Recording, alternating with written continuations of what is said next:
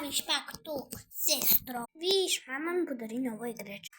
Кажи какво искаш. Мамо, тя ме ядосва. Аз тук що се прибрах, няма как да съм си направила нещо. Така ли?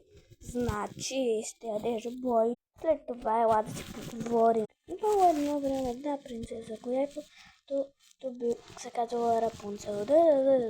Лека нощ, миличка. Лека нощ. Да спиш в кош. Лека нощ, мамо.